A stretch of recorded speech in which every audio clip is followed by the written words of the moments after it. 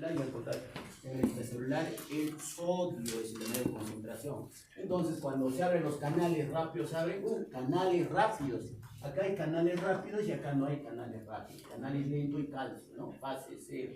Fase cero. Entonces en esta fase ingresa el sodio y comienza la ley de todo o nada, la despolarización, por eso se despolariza, la ley de todo o nada. De todo, cada uno tiene su proceso, que es muy importante para la contracción y relajación, la fase 2. ¿Ya? ¿Cuánto entra otra preguntita, cuánto entra del extracelular por los canales, ¿no? lentos? ¿Cuánto entra de calcio y estimula a una organela? ¿Cuánto entra? ¿Cuánto de calcio? 20%. 20%, ¿ya? ¿Y a qué organela estimula? Al múltiplo cercoplásmico. ¿Y de ahí cuánto sale? El 80, ¿no? No, 80. ¿De ahí ese 80 dónde se va? A la Está membrana. sucediendo, lo que está hablando él es lo que está sucediendo acá, ¿no? ¿A dónde se va? Eso es en la membrana sarcoplásmica, ¿no? No se va a ir a actuar pues con la Para complejo de liberar proteínas, ¿no? sí, ajá. Actina-miosina, ¿no? Se va a actuar con la actina-miosina, la troponina C, ¿no? Esa troponina C va a actuar con el calcio, va a actuar, se le va a fosforilar un ATP en ADP y luego se va a liberar la unión de la tropomiosina y la cabeza de miosina va a caer y se va a producir la contracción con gasto energético. En la fase 4 se produce gasto energético. ¿Por qué? Todo entra o contra a favor de la gradiente, ¿no es cierto? Ha salido el sodio y ha salido el potasio a favor de las gradientes. Pero para regresar, ¿qué necesita? No puede regresar contra sus gradientes. Entonces, tiene que gastar energía, gasto energético, fase 4. Es lo que le faltaba. Y la acción de la tropomiosina, pero tiene muchos casos, ¿no? Muchos. ¿Cómo es tu apellido? Cano Soto. ¿Cano? Cano Soto.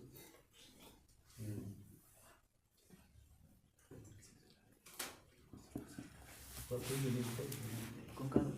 ¿Ah? Con K. Ah, ya.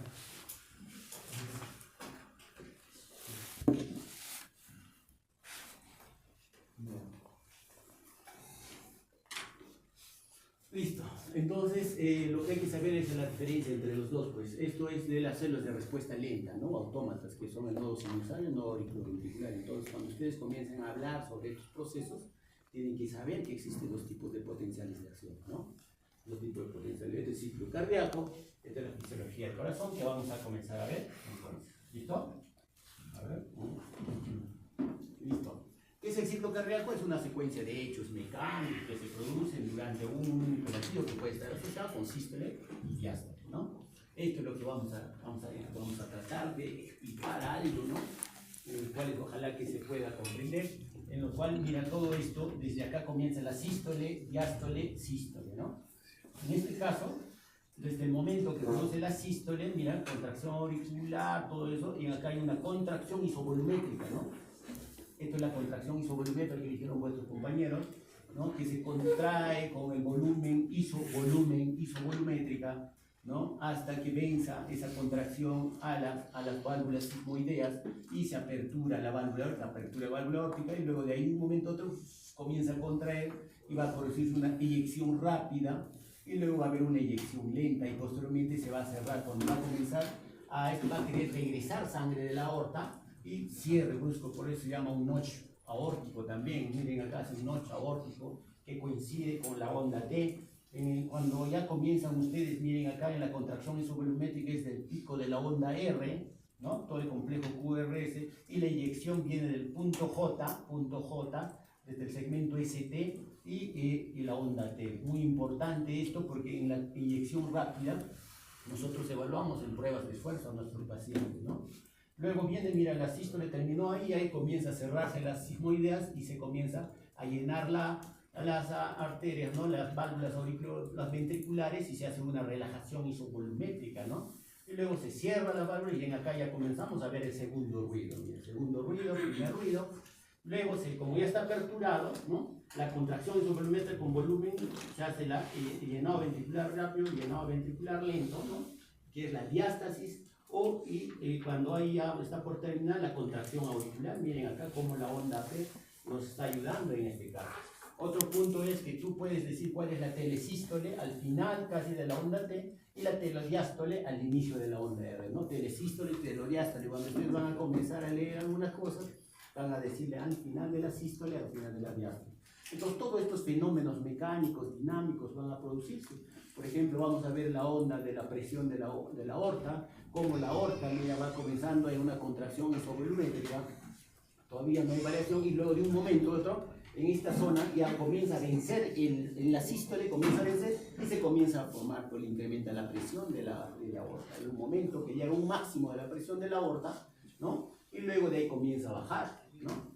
Es igualito en la diástole. En este caso, mira, vamos a ver las presiones de cómo es la presión del ventrículo, sube el ventrículo, y luego se va yendo la presión auricular. Miren acá cómo está la presión auricular, va vaciando. A medida que va a estar, miren acá, cuando está haciendo la presión en la relajación isovolumétrica, la aurícula ya se va llenando también de las venas pulmonares, o de las venas pulmonares y de las venas cavas superiores e inferiores.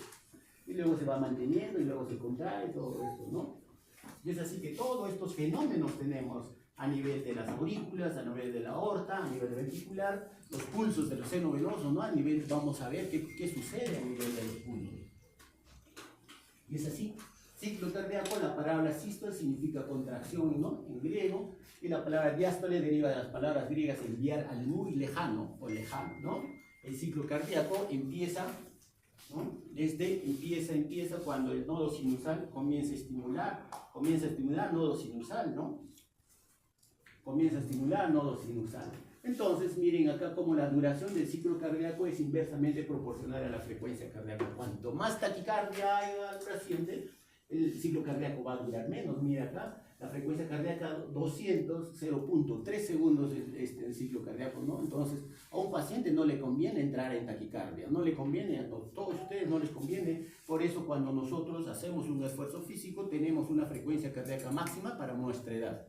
¿Qué es la fórmula? ¿Cómo es? Ustedes que tienen 20 añitos, 220 menos 20, vuestra frecuencia cardíaca máxima para vuestra edad es 200. O sea, cuando ustedes salen a correr, hacen latidos desde 200 latidos por minuto, ¿no? Y eso es cuando vuestras coronarias están bien perfundidas, entonces no tiene que pasar ningún problema en este corazoncito.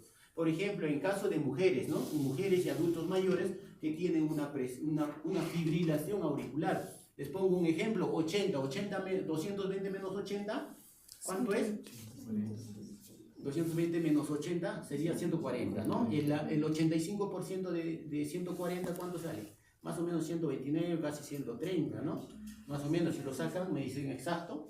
Pero el paciente normalmente que está en fibrilación auricular adulto mayor, cuando se descompensa, llega hasta 150, 170. Contrae, relaja irregularmente, y el paciente comienza a hacer angina por ese motivo, porque el ciclo cardíaco se va disminuyendo. Mira, el ciclo cardíaco, cuanto más taquicárdico, más, ¿no? Es inversamente proporcional, ¿no? La duración del ciclo cardíaco. Entonces, muy taquicárdico, menos frecuencia cardíaca, menos ciclo cardíaco, ¿ya? Entonces, vamos a tener fenómenos en los cuales, ¿no? Se estimulan nomás a nivel de nodo sinusal. Ya sabemos lo que hemos hablado, los nodos, el nodo sinusal, que también se llama el nodo de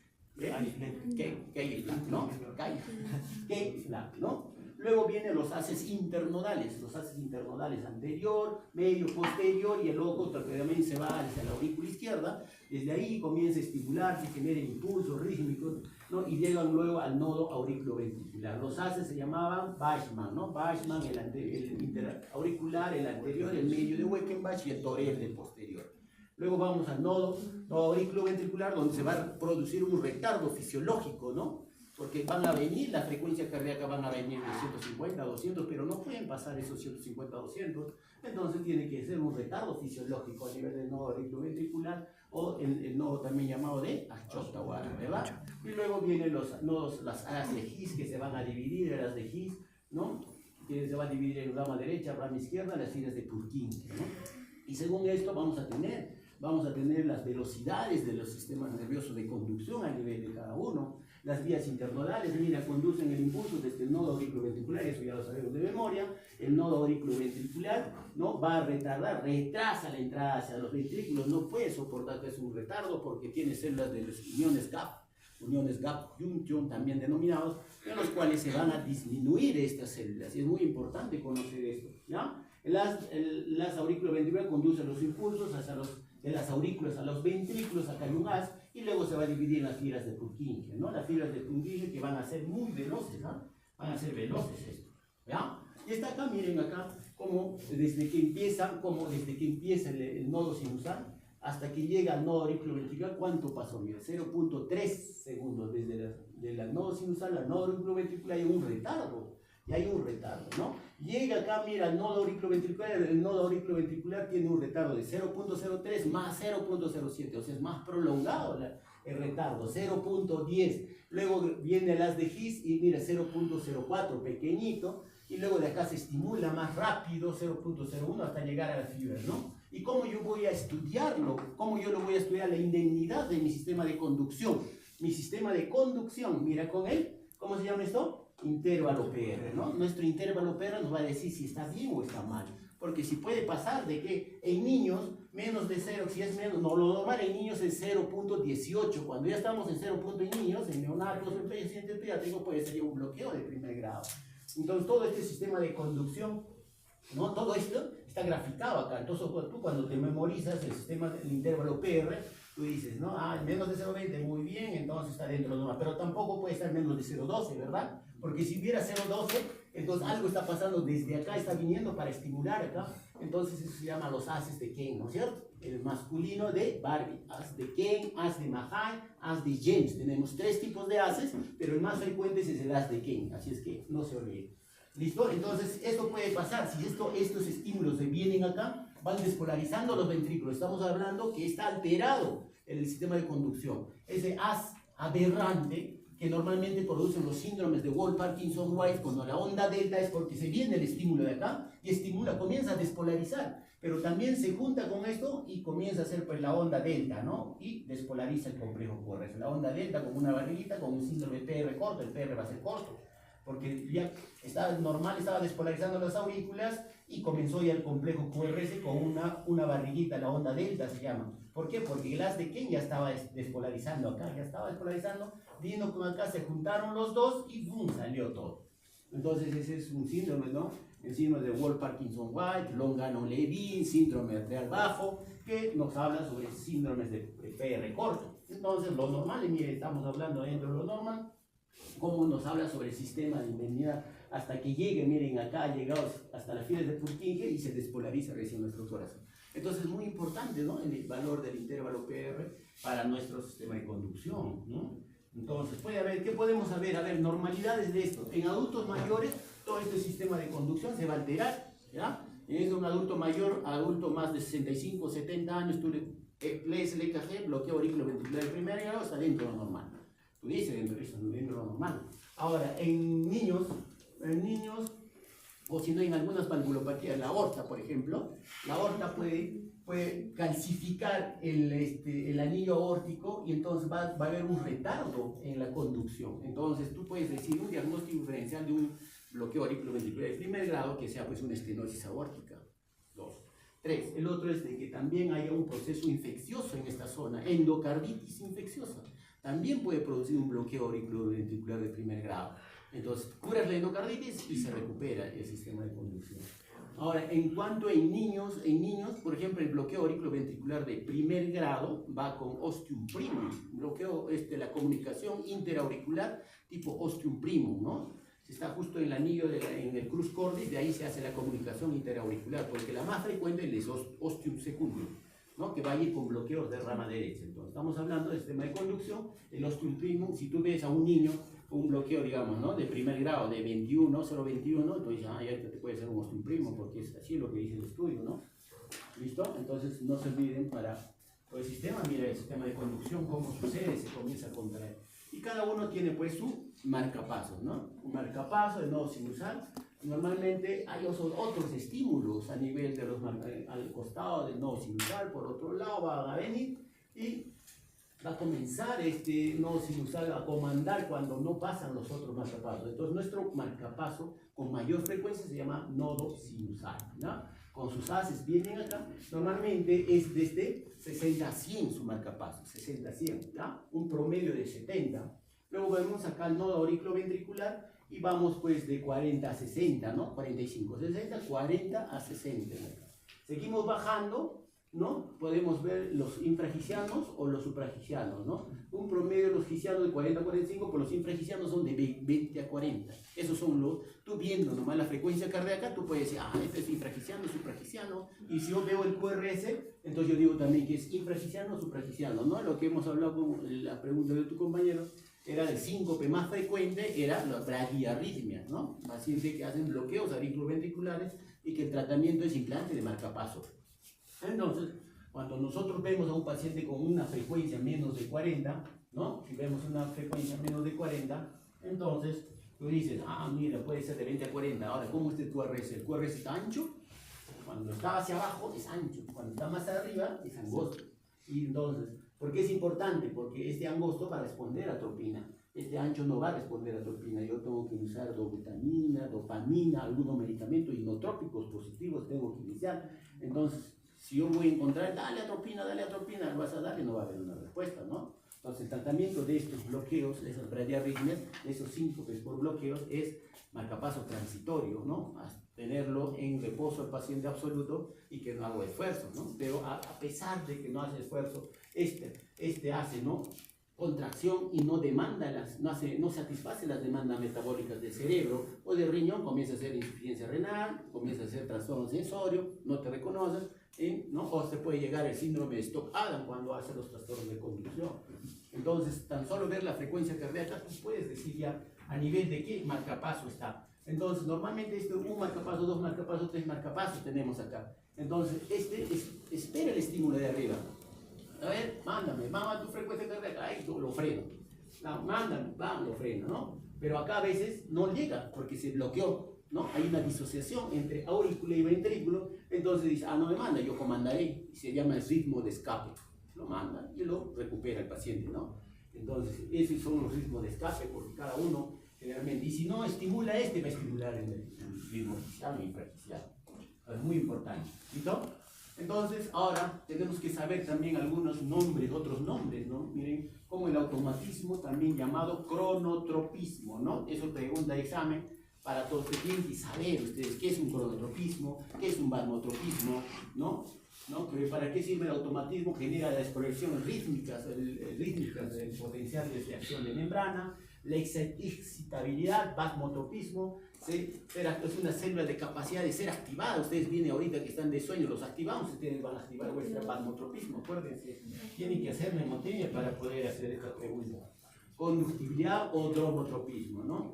Es la capacidad de conducción, un potencial de acción, conducción de un potencial de acción sin decremento, sin decremento son las uniones gap, ¿no? Las uniones gap, cómo se juntan y comienzan a llegar el estímulo desde donde empezó hasta donde está la última célula, y eso se llama por las uniones de gap, ¿no? Las uniones gap es la que produce la propagación del conducto, la ley de Tornado, ¿no? Entonces, el sistema de conducción un poquito más microscópico, miren allá cómo se divide, ¿no? Hemos hablado de la demora, pero ya vienen acá, ya vamos a describir, miren acá cómo los haces internodales, ¿no? Los haces internodales vienen al nodo auriculoventricular, acá tenemos unas fibras de transición, miren cómo las fibras de transición, y luego acá tenemos unas fibras, las fibras atrioventriculares, dentro de estas hay otro tipo de fibras, ¿no? Donde penetran y ahí ya podemos hacer pues el nodo auriculoventricular proximal, distal y luego se dividen en las ramas, ¿no? Es muy importante para los electrofisiólogos, algunos que va a hacer electrofisiología y todo esto, van a producir todos estos los sistemas de conducción se va a producir, ¿no?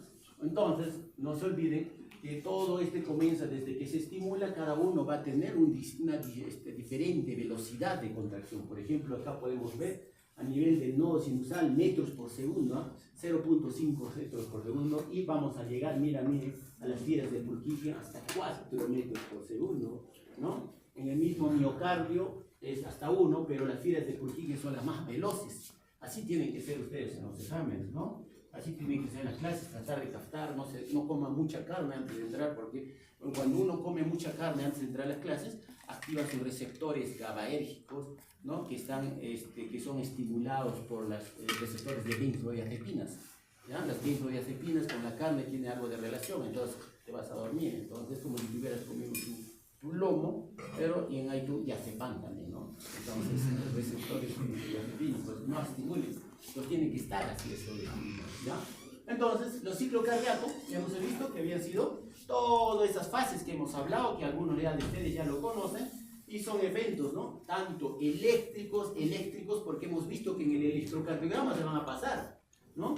Que se van a producir durante un latido nomás, que van a generar espontáneamente un potencial de acción desde el nodo sinusal. Y en acá lo que podemos ver es de que cada uno a medida que va empezando van a tener diferentes formas de potenciales de acción, ¿no?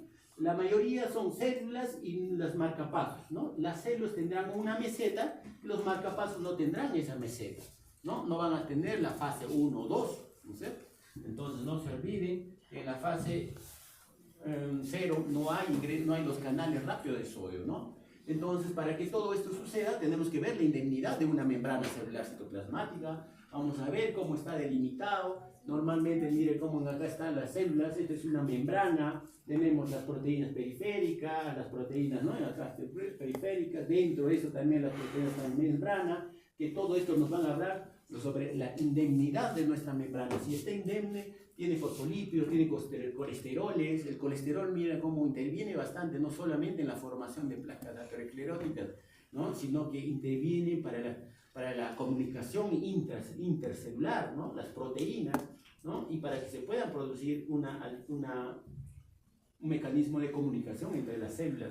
¿Cómo se comunicarán las células? Por intercambio de potasio, sodio, proteínas, ¿no? Entonces tenemos que saber el sistema de conducción, entonces muy importante para eso. Entonces lo que tenemos que saber, algunos conceptos para ya empezar a hablar sobre para ya saber y hablar sobre el ciclo cardíaco, tenemos que saber que el impulso nervioso se transporta a través de los sistemas nerviosos mediante estas sustancias. ¿Se dan cuenta cómo el sodio y el potasio es muy importante para transmitir el impulso nervioso? Lo va a llevar de una concentración a una menor concentración y luego cuando ya cumplió su trabajo tiene que regresar a su estado original y eso va a ser con gasto energético, ¿no? Y eso es, miren acá cómo el sodio y el potasio intervienen en este proceso de transformación entre membrana y membrana. Potencial de reposo, ¿qué es un potencial de reposo? Es el estado donde se transmite o no se transmite, ¿no? Que se va a dividir en potencial de reposo absoluto y relativo. Y en ese relativo es donde nosotros podemos estimular. Ustedes que son jugadores de fútbol fin de semana, cuando hacen vuestra definición por penales, ¿no? Hay un momento de algún jugador, porque a veces en los penalcitos, un buen pateador, y te cae una pelotazo en el pecho, ¿no? Y ese pelotazo en el pecho te puede sobreestimular en el periodo refractario relativo y te puede desencadenar una taquicardia. Y esa taquicardia te desmaya al paciente, ¿no? ¿Qué pasó? No, tienes que reanimarlo, pero ese rato, ¿no? Entonces, esto en ese momento pasa. Y en algunas situaciones, cuando no es jugador de fin de semana, todo eso, el paciente de repente tiene sus extrasistorias del ventrículo que vienen y estimulan en este periodo refractario relativo, no en el absoluto, porque el absoluto no responde a un periodo sublunar. Los potenciales de membrana es el voltaje que dan las membranas, ¿no? Por las concentraciones que van a haber tanto en el potasio y el sodio extracelular, ¿no? Entonces, este potencial de acción, ¿no? Es la transmisión de impulsos que se van a dar tanto, ¿no? Desde en las células. ¿Y para qué sirve? Para enviar mensajes entre las células, ¿no es? Tan solo mira potasio, sodio, proteínas, ¿no? Nos van a enviar mensajes desde las células a las glándulas de esta manera. Miren acá cómo, normalmente lo que tenemos que saber primero en nuestra cabecita es esta situación. Mira, potasio intracelular y sodio extracelular. Eso es lo que tiene que hacer. Entonces, lo que está pasando cuando está entrando el sodio de esta es la célula que estamos hablando. Imagínense que este potencial de acción está acá. Entonces, el sodio tiene que entrar pues contra la gradiente, ¿no? Contra la gradiente va a entrar, ¿no? Abre la apertura de la compuerta, se abre y dice, ¿dónde hay más sodio? Afuera. Entonces, entra por concentración. Y luego se activa más rápido en células de respuesta rápida. Las células de respuesta rápida están en las aurículas y los ventrículos. Entonces, y luego le abres al potasio desde la fase 1, fase 2 y fase 3 más, y entonces también sale contra su concentración de gradiente. Entonces luego de ahí todo sucede, el proceso de contracción y relajación, y dice, ¿y ahora qué hacemos? Tienen que regresar, pues, ¿no? Y para eso esa es la bomba sodio-potasio, el pedazo donde salen 3 sodios y entran 2 potasios. Entonces miren cómo importante es, a nivel de afuera de la membrana está cargada por tanto por sodio más concentración de sodio y calcio, y en el interior de la célula está cargado negativamente por el potasio y por el proteína. Más proteínas que potasio van a estar, entonces sus concentraciones, ¿no? Miren cómo los canales de potasio son más sensibles, de 100 a 10.000, ¿no? Miren acá como ya también interviene, ¿no?, la contribución de la bomba, ¿no? La bomba de sodio-potasio, cómo va a contribuir a que este proceso se potencie o a que este proceso regrese a su estado original, ¿no? Puede producirse todo esto para que haya una indemnidad, para que, por ejemplo, se produzca una contracción, una relajación, tiene que estar indemne todo nuestro proceso de células miocárdicas, ¿no? Las membranas, las proteínas, los lípidos tienen que estar indemnes, si no, no va a suceder, no va a suceder. Y es así, miren acá como el potencial de membrana va a comenzar de menos 90, miren, está en reposo, menos 90, va a comenzar a ingresar en una célula de reposo, ¿no? Una célula nerviosa no excitable todavía. Y luego ya comenzamos ya a ver pues los impulsos a nivel de las fases de células. Este potencial de acción de qué célula era, de células de respuesta lenta, ¿no? O sodio, o nodo sinusal, o nodo auriculoventricular, donde se van a producir la fase de reposo, de despolarización, y una fase de repolarización. En este caso van a entrar sodio, pero no canales rápidos de sodio, y van a entrar los de calcio también, ¿no? Calcio, en este caso. Entonces no se olviden que si hay una pregunta de examen va a depender de qué tipo de potencial de célula estamos hablando, entonces, y en dónde se está presentando, pues, ¿no? Cada potencial de acción con un cambio potencial, dice, va a haber, luego de llegada de valores positivos, bueno, ¿no? Mucha letra esto, para que despierten. Listo. Entonces, acá lo que tenemos que hacer, las fases de potencial de acción, en las fases de reposo, ¿no?, es el potencial de reposo el que va generalmente, la célula está negativamente, intracelular está a menos 90, está a menos 90.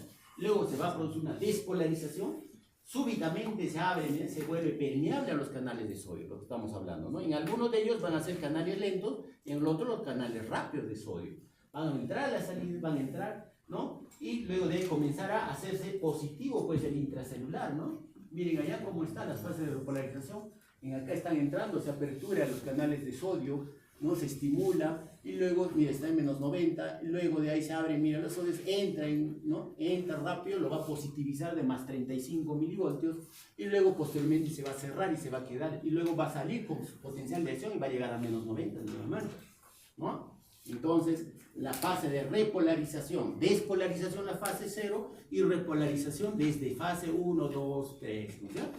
Entonces, miren, es unas 10 milésimas de segundo después de que la membrana se haya hecho muy permeable, ¿no? Ha entrado el sodio, ha comenzado, ¿no?, a ingresar el sodio y luego también se cierra. Entonces, muy importante, estos tienen sus canales de sodio en estos casos, ¿no?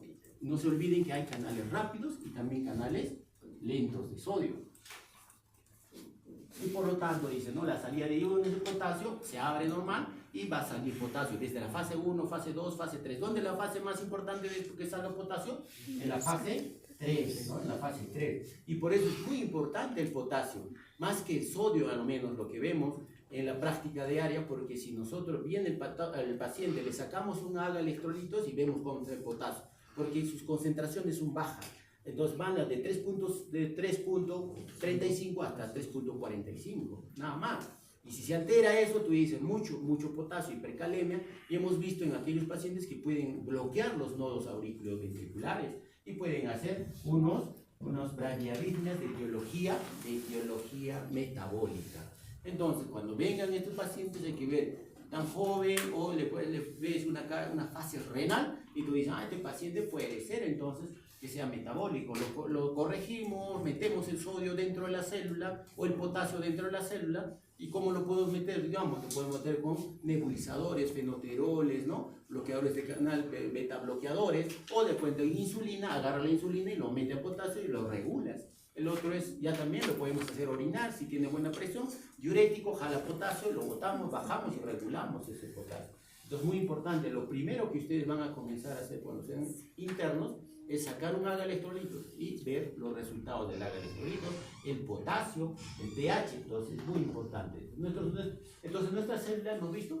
Es una célula de respuesta lenta, ¿no? Ven acá cómo entra cómo sale el sodio, entra el sodio, pero no tenemos los canales rápidos de sodio. ¿Listo? Entonces, acá en la despolarización, cómo interviene en la importancia, en la despolarización, la repolarización, los canales de sodio con puertas de voltaje, hemos visto cómo están sus voltajes, cómo entran, ¿no? Menos negativo, y luego se activa, más negativo, y llega hasta más 35 grados, ¿no? Igual en el potasio, son voltaje dependientes, ¿no? Y acá un poquito más, hablando lo mismo, miren acá como la puerta se activa, pero estaba en reposo menos 90, comienza a entrar el sodio, hasta más 35 va a llegar, una vez que ya llegó a más 35 se va a cerrar, se cierra, ahí nomás, tranquilo, luego el potasio sigue saliendo de diferentes maneras, cada uno tiene, mira sus sistemas de conducción, ¿no? Igual, mire, el potasio ya también para salir, ¿no? Estaba en menos 90, se activa ¿no? El estímulo nervioso, se estimula, y abre todas estas compuertas, ¿no? Para que pueda salir el potasio. Activación de más 35 a menos 90. El potasio va a hacer que sea más negativo, la célula se va a salir, ¿no? Entonces, no se olviden que la célula en potencial de acción en reposo es de menos 90, digo. Una vez que se produce todo esto, vamos a ver cómo se estimula, cómo comienza a ingresar el sodio, y luego se va a dar la ley de todo o nada, ¿no? Y es simétrico hasta que comience a positivizarse el sodio dentro, y luego de ahí, para regresar a nuestra célula, nuestra propagación, ¿no? Tiene que echarse pues con ATP. Y acá lo que podemos ver es, miren cómo desde que se activa menos 90 milivoltios, acá es la activación de los canales de sodio, comienza a entrar sodio, comienza a entrar y luego se inactiva bruscamente, ¡pum! Se cierra, ¡ay, no, tranquilo! ¿No? Porque es muy dinámico la carga de este potasio. Pero en el caso del potasio, comienza a aperturarse desde la fase 1 que estábamos hablando, y luego de ahí sigue saliendo, en la fase 3 se hace su pico, y luego de ahí ya comienza a crecer, ¿no? Esta es una forma de cómo, y esto, mira, no dura más de ¿cuántos? 2 milisegundos, miren, ¿eh? Ya a lo menos el sodio en 2 milisegundos, antes de los 2 milisegundos ya se abrió y ya se cerró también, ya se neutralizó. Pero en el caso de potasio, comienza a activarse, sale potasio y se altera. Entonces nuestro potasio es uno de los más importantes de nuestros electrolitos más importantes. Entonces, principio de todo o nada, ¿no? Puede ser, si la célula no está indemne, no puede suceder todo este sistema de conducción, no puede suceder. Entonces, en condiciones favorables puede, ahí recién se evidencia cómo este potasio, cómo está favorablemente, yo voy a despolarizar a mis células, ¿no? Entonces, se va a despolarizar, entonces tiene que estar indemne nuestra célula. Entonces, las velocidades de conducción van a depender mucho, ¿no? De la célula, si está mielinizada o no mielinizada. Vamos a ver, por ejemplo, en fibras no mielinizadas, ¿no? Cómo es la velocidad, de 0,25 metros por segundo, y en fibras mielinizadas con mielina, ¿no? Estas son de 100 hasta 100 metros por segundo. Entonces, acá para ver, estos son cómo son los sistemas de conducción saltatorios, ¿no? A lo largo de un axón de una mielina, ¿ya? ¿Y para qué se forma? Miren cómo se produce la mielina. ¿Qué es la mielina? Es una lipoproteína. Pregunta examen. ¿Quién lo produce la mielina? Las células de Schwann, ¿no? Esto es de la preuniversitaria todavía, ¿no? Permite la transmisión de impulsos nerviosos. Las mielinas son fibras gruesas y las pequeñas son las amielínicas, ¿no? Entonces no se olviden, ya hemos hablado, una preguntita a los que están despiertos. Proceso de provocación de potencial de acción, ¿no? Vamos a ver cómo son lo que viene, de dónde viene, cómo puedes estimular tú a un potencial de acción. Mediante el estímulo a nivel de piel, mediante neurotransmisores o la estimulación del nodo sinusal. La estimulación neurotransmisor tendríamos que estimular a nivel de sodio y el potasio. Son factores que intervienen en la transmisión. Entonces no se olviden que tenemos mecánicos, químicos y eléctricos, ¿no? Listo. Ahora el periodo refractario, ¿no? Lo que habíamos hablado, normalmente el periodo refractario es desde acá más o menos, ¿no? Estamos acá, periodo refractario absoluto y el periodo refractario relativo. Cuidado, entonces aquel que es arquero y le gusta que le taponen, puede caerle ese estímulo, este taponazo puede caerlo acá en este periodo refractario relativo. Entonces puede caer y el paciente, el otro festejando su gol, se va para festejar y se sincopea, ¿no? ¿Qué ha pasado? Ya no es periodo refractario, pero relativo. Ustedes tienen que saber ya cómo han pasado ya semiología cardiovascular. Entonces, muy importante, pero este periodo no responde, ¿no?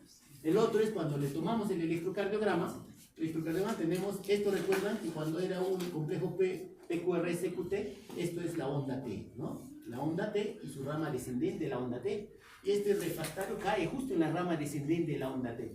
Entonces, cuando viene una extrasistolia ventricular o supraventricular, cae sobre este, ¿no? Cae, le estimula, como un látigo, ¿no? A ver, responde. Pero entonces, cuando es muy cerca a esta onda T, es peligroso. Se llama precoz, ¿no? Entonces, extrasistolia precoz. Uy, y si es tardía, más tranquilo. Entonces, cuando nosotros tenemos que darle un antiarrítmico o un betabloqueante para que esa antiarrítmica no se llegue a caer en este fenómeno que se llamaría R sobre T. Y ese es pues muy peligroso, ¿ya? Entonces, de esa manera, tenemos que saber los periodos refractarios relativos. ¿Listo? Esto es lo que les decía, ¿no? Los periodos, mira cómo es una extrasistolia, está cayendo acá, ¿no? PQRS, y está acá la onda T. Ya hemos hablado, ¿no? Microscópicamente ahora lo traemos acá y es pues, precoz. Mira, ya le está cayendo ya en la rama descendente de la onda T. Si lo cae, lo estimula y le hace pues ¿no? La torsada de Points. Entonces hace una arritmia helicoidal, miren, ¿no? Y este paciente se sincopea. Ese paciente, acá estaba, le ha vendido ese taponazo, lo ha caído, agarró, bien, si no tiene buenos pectorales, entonces lo va a golpear en esta zona. Y este paciente está yendo, está caminando, está festejando porque tapó el gol y luego se sincopea, ¿no? Así ya pasaba, ¿ya? Pero en esto sucede más, eso sucede cuando hay trastornos hidroelectrolíticos, dentro de esto el magnesio.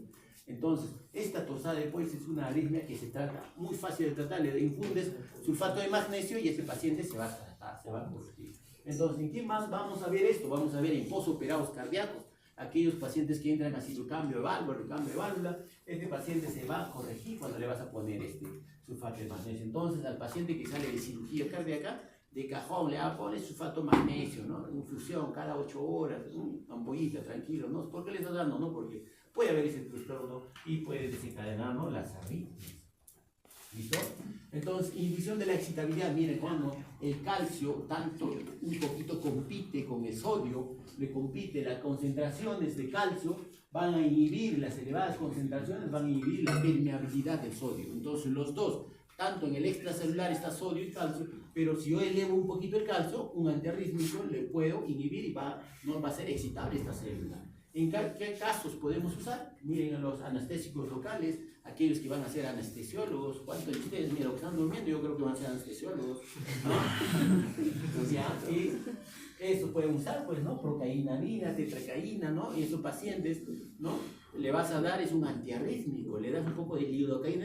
Algunos de los primeros, no sé si han usado ya, la lidocaína para subcutánea, para coser, ese es el medicamento, ese es un antiarrítmico que se usa bastante. Nosotros, cuando tenemos tormentas arrítmicas, cuando hacen taquicardias ventriculares muy frecuentes, el paciente, llegamos a usar lidocaína. Y el primer anestésico antiarrítmico que va a usar el anestesiólogo es un lidocaína, ¿no? Lo concentra, le pone una concentración y lo infunde. Y ven que no sale, está saliendo las extrasistolias, le pones un poquito de lidocaína, ponle, y desaparece. ¿Y es por qué? Porque este mecanismo, las concentraciones de calcio incrementadas van a inhibir las concentraciones de sodio, van a disminuir esas concentraciones de sodio, mira, muy importante. Entonces, esto un poco más de letra ya para ya terminar ya los potenciales de acción, cómo hace la diferencia, ¿no? Entre células automáticas o de respuesta lenta. No se olvide, automáticas, cuidado con la pregunta, ¿no? Si le decimos la respuesta lenta ya sabía quién era, pero si les ponemos cuáles son las células automáticas, eso no me has dicho. Entonces, las células de respuesta automáticas, ¿no? Con la amígdala más las células de respuesta lenta, y son los que están en el nodo sinusal y en el nodo ventricular, ¿ya? Es igual las células de respuesta rápida, que están en las aurículas y en los ventrículos. Todo este proceso sucede, ¿no? Entonces, esto ya es lo que hemos hablado. Lo único que quería acá, en este caso, es los potenciales de acción, ¿no? En el caso de células de respuesta rápida, ¿no? Las células de respuesta rápida, en acá hay las células de sodio, los canales sodio rápidos. A diferencia de las células de respuesta, no hay los canales rápidos de sodio, ¿ya? Listo, entonces cuando vean esto, les decimos de cuál de eso me estará preguntando, ¿no? En el cual en tu caso es lo mismo, miren, células de respuesta rápida. Hemos hablado, células de respuesta, ¿no? Las no sin usar los periodos refractarios, no se olviden, ¿no?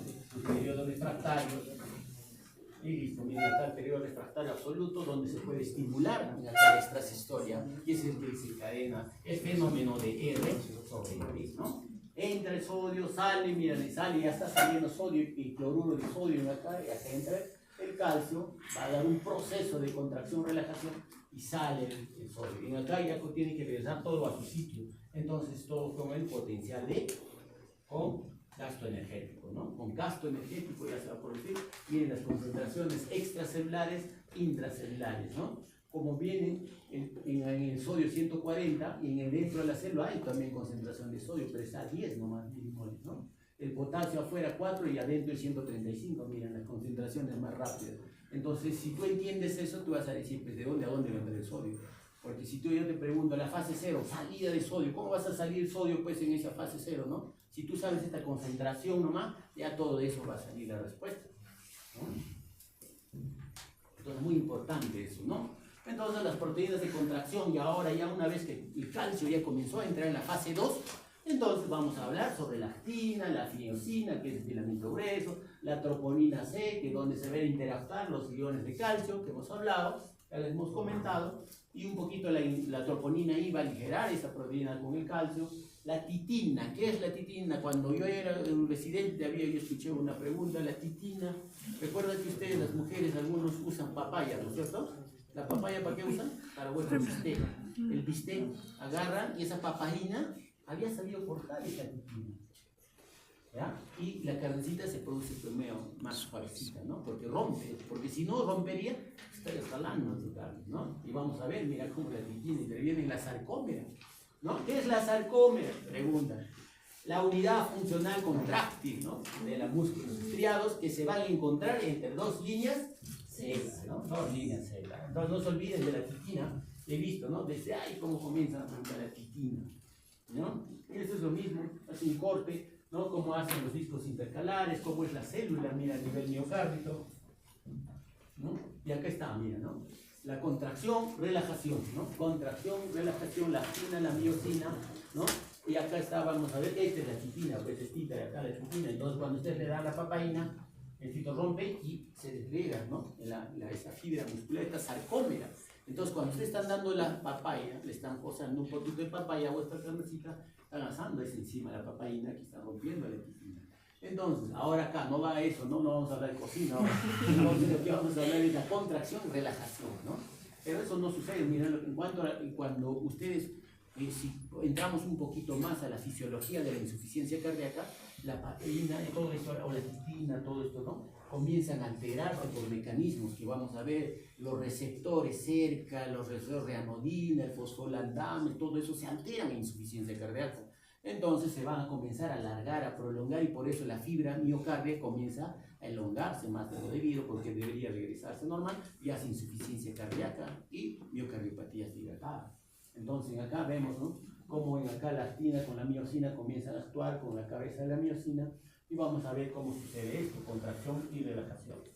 ¿Listo? Mira, normalmente en acá vamos a ver en estado de relajación, normalmente para que se produzca la contracción tenemos que ver, ¿no? Esta es la actina, ¿ya? La troponina que va a actuar. Viene tu calcio citosólico que me dijeron que hay que 20 a 35% viene del ¿no? Del extracelular, por los canales ingresa y estimula el retículo sarcoplásmico mediante los receptores cerca. Estos receptores cerca hacen que salga el 75% en promedio de calcio del retículo sarcoplásmico y se viene y actúa acá, ¿ya? Actúa acá, pero en acá tiene que haber, mira, este es un ATP, A2TP, no, pero más esto de ATP, ¿no es cierto? Pero acá está ya fosforilado, entonces para que este estimule se va a gastar esta energía entonces se llama la tropomiosina, está tapando esta acción donde va a ser esta proteína G que se va a activar para que haga la acción entre la cabeza, la miosina, ¿no? Y ¿no? Esta zona de la proteína G, pero se tiene que liberar todo esto, se libera, se pone en acción, rota esta tropomiosina, rota, se pone en acción y se produce nuevamente un gasto energético, se contrae. Y luego de ahí se libera y se queda nuevamente en ADP. Contracción, relajación, pero eso tiene que ver bastante con el calcio. ¿Se dan cuenta el calcio, no? Entonces, es así que vamos a ver, miren acá, a ver, despierten, ojalá que haya salido.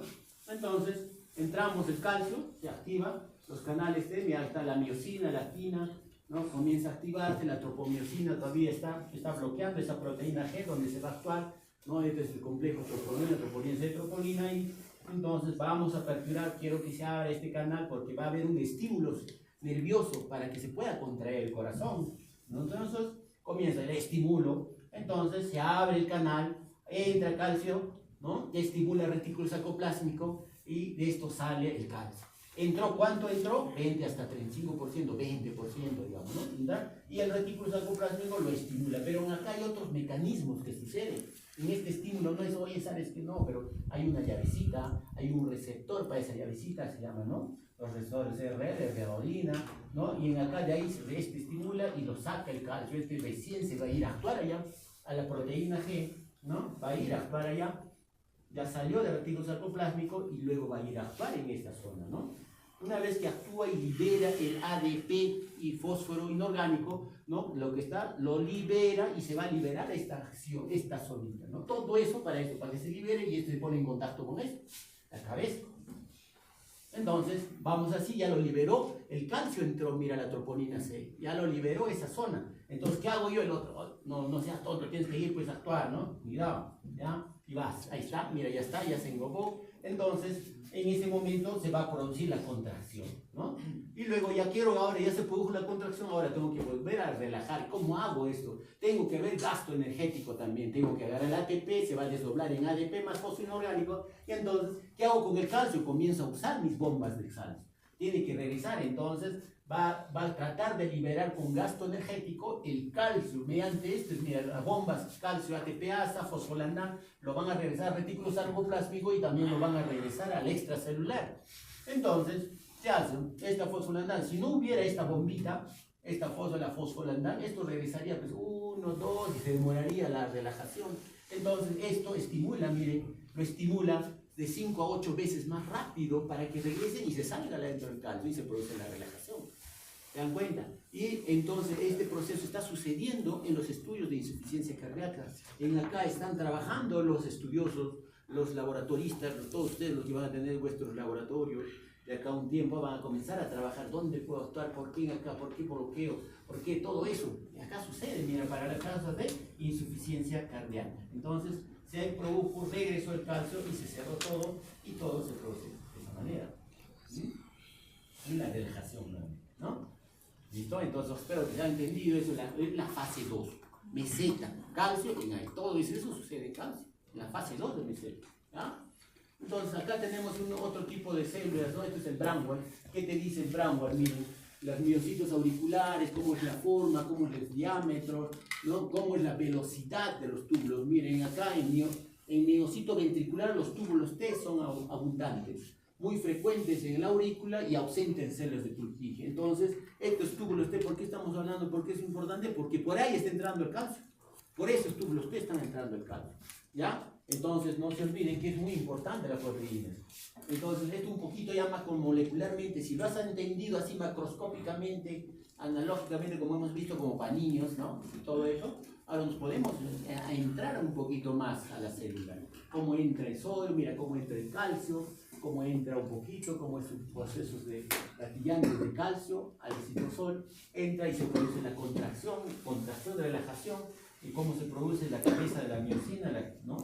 Actina con miocina. Un poquito más, no entiendo, Doc. A ver, mira, los canales lentos de sodio entraron por acá, ¿no? Por concentraciones, ¿no? Van al retículo sarcoplásmico, mira acá que nos dice 75% es la célula, el calcio que sale del retículo sarcoplásmico. Entonces la diferencia es el que entrar, pues, interactúe actina-miocina mediante todo el proceso de bombas, todo eso, va a regresar mediante, mira, receptores cerca, ya nos están poniendo otros, ¿no? Los otros eran los receptores de rianodina.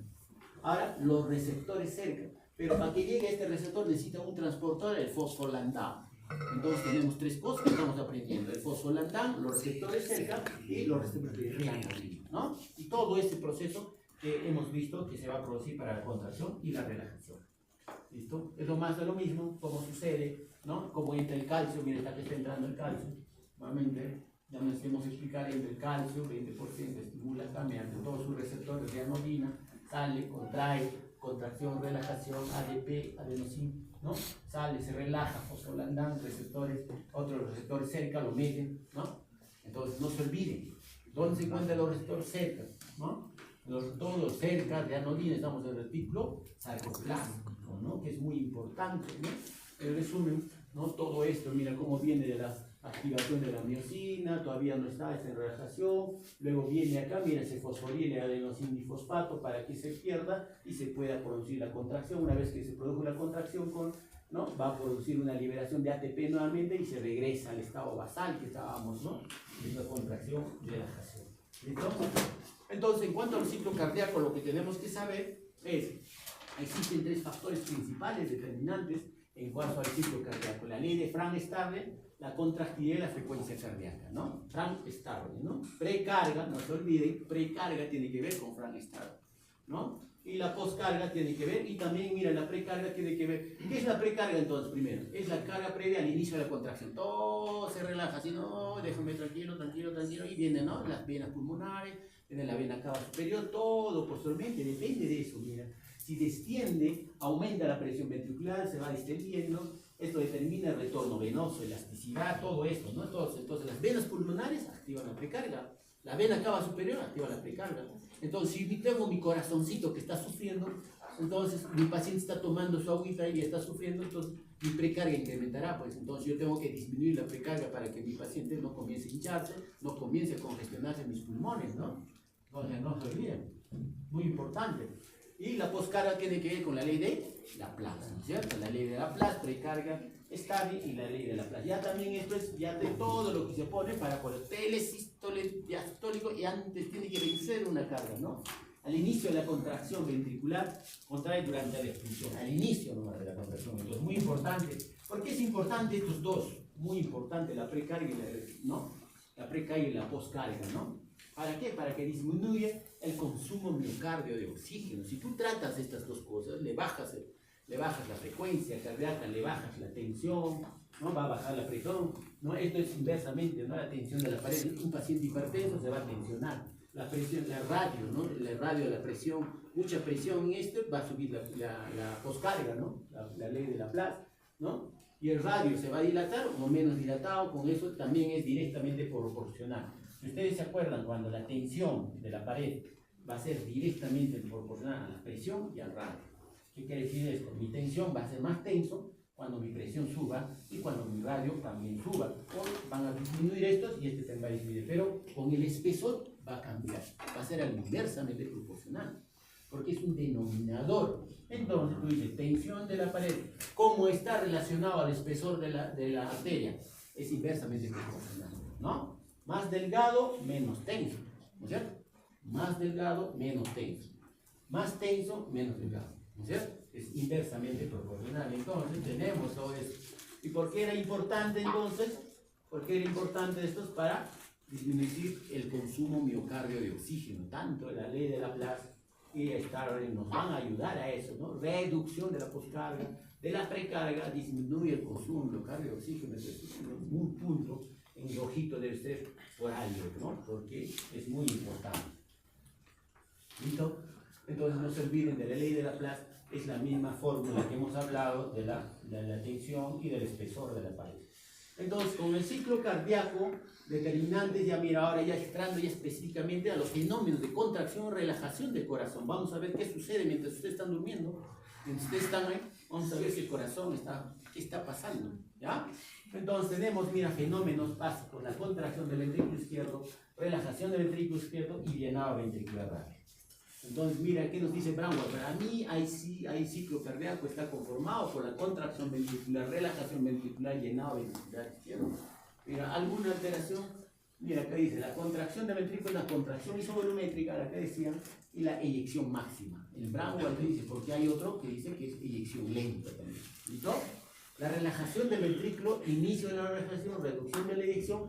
Entonces, hay una, en cuanto a la relajación isovolumétrica, ¿no es cierto? Hemos hablado. Y luego de ahí, llenado ventricular rápido, llenado ventricular lento, la diástasis también conocido y la contracción auricular, ¿no?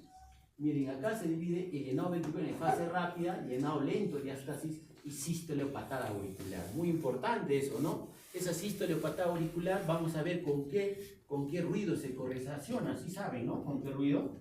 Muy bien, cuarto ruido, ¿no? Entonces, ciclos cardíacos, ya estamos entrando a cosas grandes, como contracción isovolumétrica, eyección ventricular rápida y eyección ventricular lenta, ¿listo? Y entonces entra, ¿cuáles son las fases que pertenece, que entra usted? Determine en la diástole, ¿cuál no corresponde? Entonces creo que ponga contracción isovolumétrica, ¿no? Entonces, si entra, hay 4, más fácil de poner, ¿no? ¿Cuál de ellos es? En diástole, relajación isovolumétrica, llenado ventricular rápido, llenado ventricular lento o diástasis. Es la fase más larga del proceso, la diástasis. Y es la que se va a alterar cuando hacen taquicardia, ¿no? Entonces, y eso generalmente dice alguna literatura que nuestro corazón se va a irrigar en esta fase. ¿Ya? Y luego la contracción auricular. En una paciente en fase diastólica, por ejemplo, ¿cuál de estas fases va a desaparecer si está con estenosis mitral de etiología valvular o una fibrilación auricular? ¿Qué fase va a desaparecer? La diástole. ¿Toda la diástole desaparecería o la diástasis? Diástasis. ¿Cuál de esos? Llenado ventricular rápido.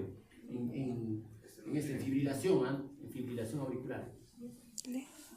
Nada, ninguno. La patada auricular, pues. La patada auricular es la que va a desaparecer. Porque se supone que está en fibrilación auricular. Entonces, en la fibrilación auricular no hay pues, contracción auricular, está fibrilando. ¿No? Está fibrilando. ¿Ya? Entonces, y así comenzamos el proceso de un sueño profundo. A ver, despierta. ¿Cómo más vamos a explicar todo este proceso? ¿Ya? Cuando hay una dilatación, ¿no? La aurícula, como se está dilatando ya la aurícula también en este proceso, se llena el ventrículo, allá se llenó el ventrículo, hace contracción isovolumétrica y luego reyección rápida y eyección lenta, ¿no? Y en ese momento, cuando he hecho la eyección rápida, se comenzó ya, mira, ya se llenó la aurícula, por los retornos venosos ya se llenó la aurícula y ahí va a producir algunas ondas, ¿no? Algunas ondas en las venas. Y luego esta vena ya se vació todo, entonces va a haber acá va a haber un cambio de presiones y esta presión va a vencer acá y se va a comenzar a llenar rápidamente. Pero no he entendido lo que has dicho. Ya, a ver, vamos a ver. Y comenzamos con esto, ¿no? Miren, en la fase 1 de contracción auricular, vamos a comenzar con la contracción auricular, ¿no? Contracción auricular completa y llenado ventricular de 15 al 20%, ¿ya? Algunos dicen 30%, ¿no? Entonces, todo llenado ventricular, llenado rápido, la aurícula contrae y va a comenzar a llenar todo esto, completa. Se reflejan los trazos de la onda A de la presión auricular venosa, contracción auricular, onda A de la pulso venoso yugular, ¿no? No sé si se acuerdan algunos, ¿ya? Y si esto yo me voy al EKG, ¿cómo va a ser? La onda P, pues, ¿no? La onda P va a estar. La despolarización auricular causa la onda P del EKG, mira. La onda P en el EKG y la onda A en el pulso venoso. Entonces son preguntas de examen, ¿no? No me dejarán mentir algunos. Y es así, miren acá, ¿no? Acá estamos empezando esta fase 1. Acá se van a ubicar todos, ¿no? Cómo es la fase 1, ¿no?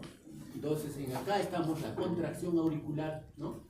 Y en el EKG se va a la onda P, ¿no? En el onda P. Listo, va a haber variación de la presión de la aorta, no va a haber nada, ¿no? Entonces, las características de contracción atrial en la fase 1, ¿no? El EKG se inicia con un inicio de la onda P, aquí está la onda P, ¿no? Y termina en el pico de la onda R, termina en la conclusión. ¿Qué mecánicas va a suceder acá? Inicio de la contracción auricular y termina con el cierre de las válvulas auriculoventriculares, y eso se va a hacer el primer ruido, ¿no? El primer ruido. Entonces, en la fase 1 de contracción auricular, ¿no? Cierre las válvulas auriculoventriculares, las válvulas auriculoventriculares estarán abiertas en un inicio, las sigmoideas cerradas, ¿no? Y las curvas de presión en la aurícula superiores a las ventriculares, ¿no? Acá mira, por ejemplo, volumen ventricular izquierdo y el volumen auricular está mayor en este caso, ¿no? ¿Qué más va a suceder? Vamos a seguir hablando. Mira, solo fase 1 de contracción, ¿ah?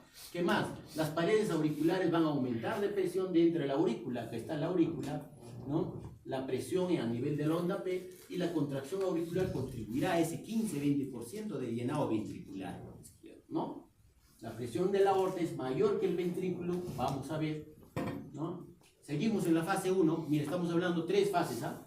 Y en esta fase, ¿qué vamos a ver? El pulso venoso. Ahora va a hablar de la vena, el pulso venoso.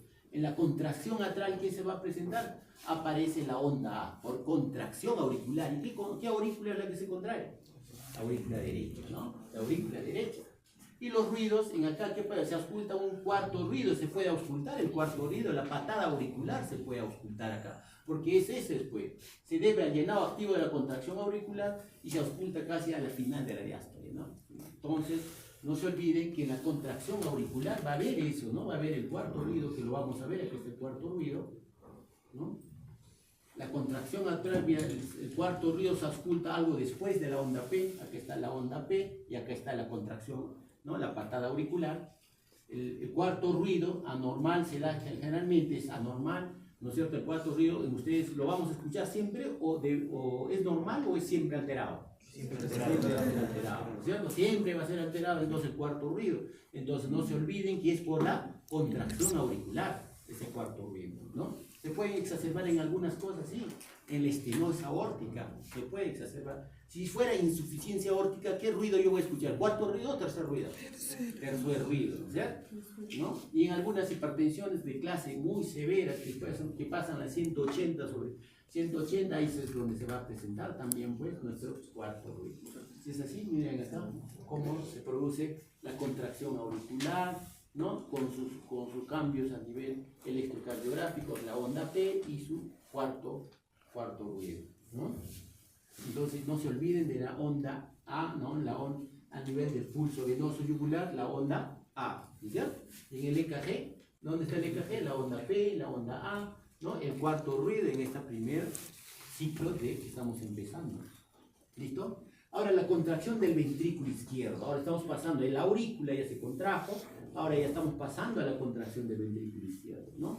¿Y por qué se produjo una contracción del ventrículo izquierdo? Por la fase 2 de meseta, ¿no? Ya sabemos la fase 2, ¿verdad? Y es acá, mira, habla un poco del calcio, llega a los iones de calcio y eso ya no, ¿qué está hablando? Ya no, pues porque ya hemos hablado del calcio, cómo entra, cómo va el retículo, cómo va la troponina y se contrajo, mira, todo esto, eso ya no se van a perder, ¿no? Y acá ya se actuó en la fase 2 de potencial de acción meseta.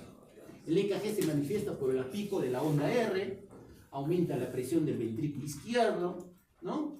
Más o menos, miren, el ventrículo izquierdo tiene que aumentar hacia la aurícula izquierda para que venza esa presión de 10 a 15 milímetros de mercurio nomás. Y se va a producir esto, ¿no? Fase de contracción isovolumétrica, ya, como dijeron vuestros compañeros, esas fases. ¿Y qué sucede en esa fase de contracción isovolumétrica? Es una contracción, ¿no? Sí, del ventrículo izquierdo, pero con el volumen constante, ¿no? Por eso se llama iso, igual volumétrico, ¿no? Igual volumen. En este periodo, la apertura se produce una apertura de la válvula mitral, la aórtica, y van a estar en ahí, ¿no? Van a estar, en esta apertura van a estar igual el volumen, ¿no? En acá, luego de posteriormente se va a producir un cierre de las válvulas auriculoventriculares y se producirá el primer ruido. Entonces no se olviden ¿qué es el primer ruido? El cierre de las válvulas auriculoventriculares. Por ejemplo, cuando se les evalúa, ustedes están evaluando a un paciente, viene, doctor, me han cambiado a mí la válvula mitral, entonces voy a encontrar un clic. Si es mitral, ¿en qué ruido voy a estar? ¿En primer ruido o sistólico o diastólico? ¿En sistólico? Sistólico. Porque el primer ruido interviene en la sístole, ¿no? O la válvula mitral interviene en la sístole, ¿no?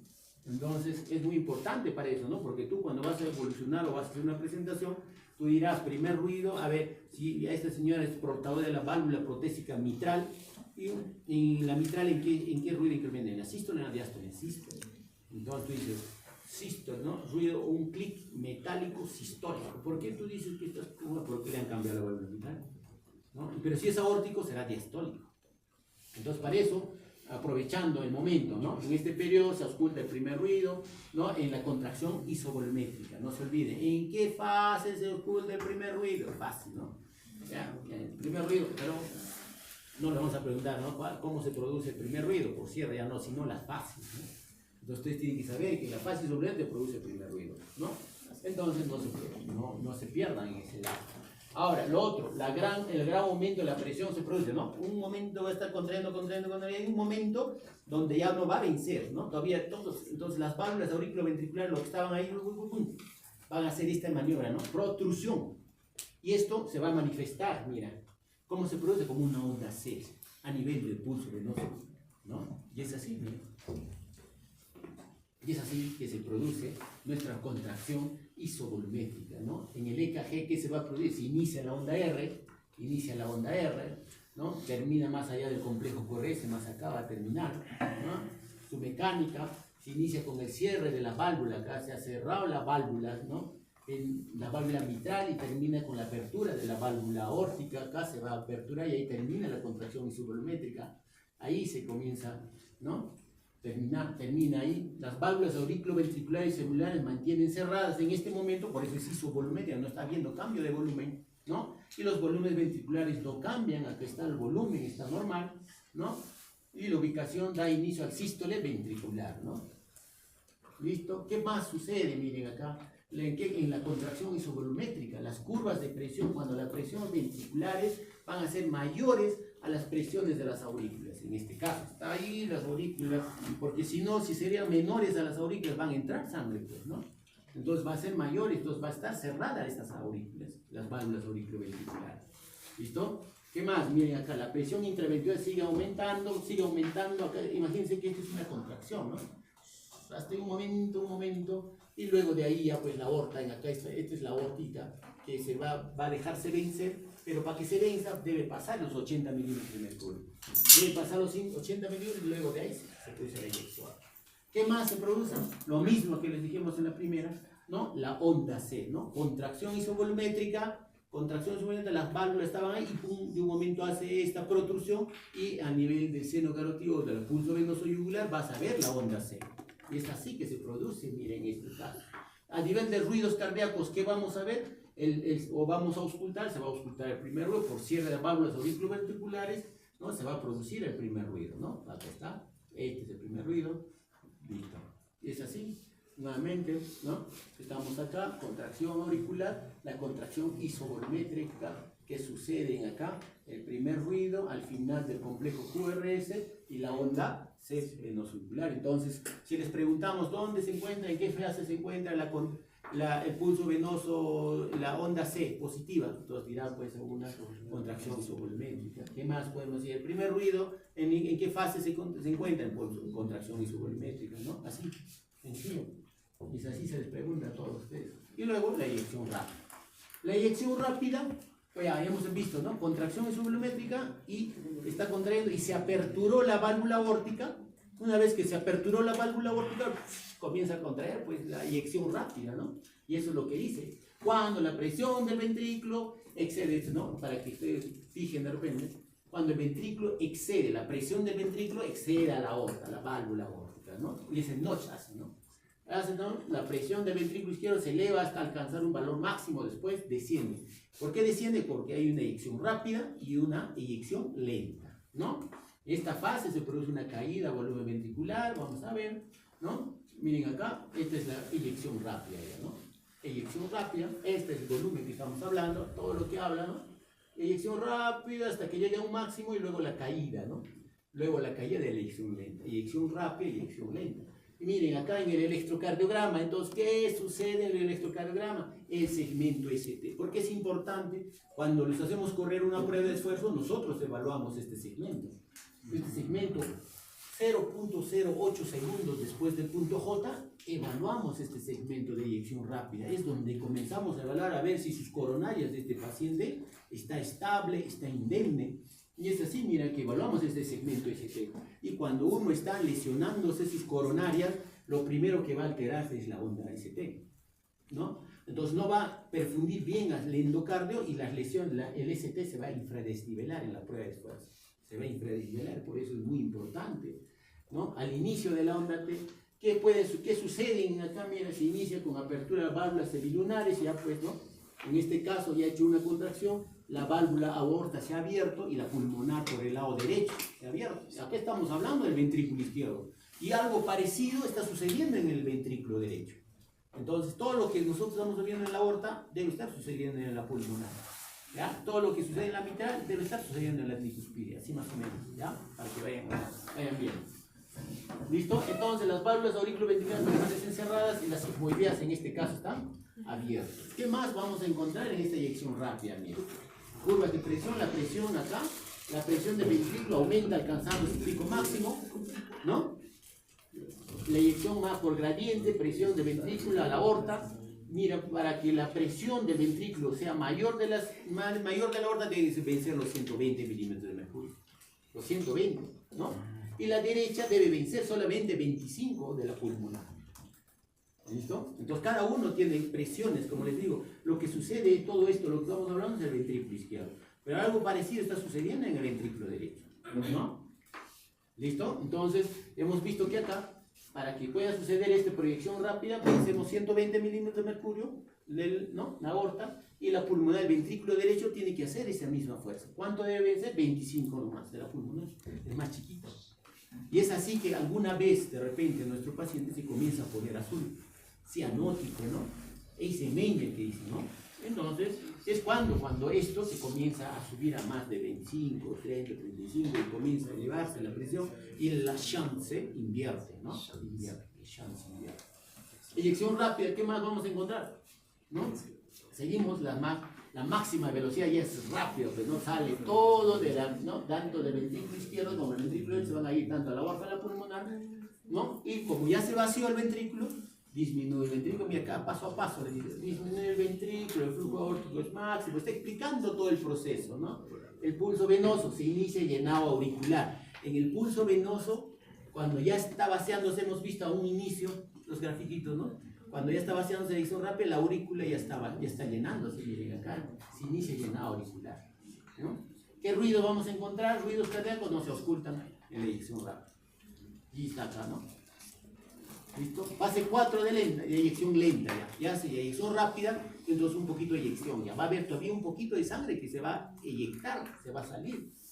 Entonces, ¿por qué eso pasó? Porque ya pues el calcio ya se está alterando en la fase 2, ya está regresando a sus retículos sarcoplásmicos, ¿no?